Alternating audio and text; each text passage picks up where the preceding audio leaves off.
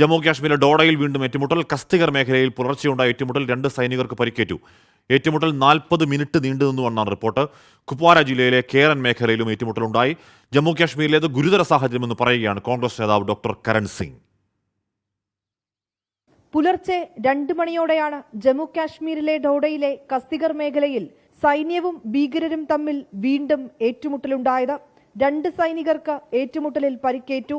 പരിക്കേറ്റ 2 സൈനികരെയും സേനാ ആശുപത്രിയിലേക്ക് മാറ്റി. ഏറ്റുമുട്ടലിന് പിന്നാലെ ഡോഡയിലെ സഡാൻ മേഖലയിൽ സൈന്യം തെരച്ചിൽ നടത്തി.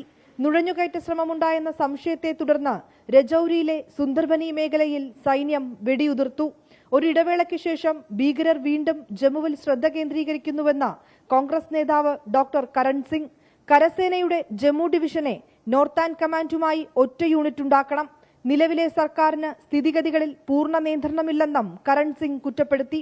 കഴിഞ്ഞ ദിവസങ്ങളിൽ ഡോഡയിലെ ഭീകരരുമായി ഉണ്ടായ ഏറ്റുമുട്ടലിൽ ഓഫീസർ റാങ്കിലുള്ള ഒരു ഉദ്യോഗസ്ഥൻ ഉൾപ്പെടെ 4 സൈനികർ വീരമൃത്യു വരിച്ചിരുന്നു.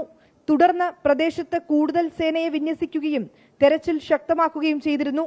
ഇതിന് പിന്നാലെയാണ് വീണ്ടും ഡോഡയിൽ ഏറ്റുമുട്ടലുണ്ടായത്. 24 ഡൽഹി.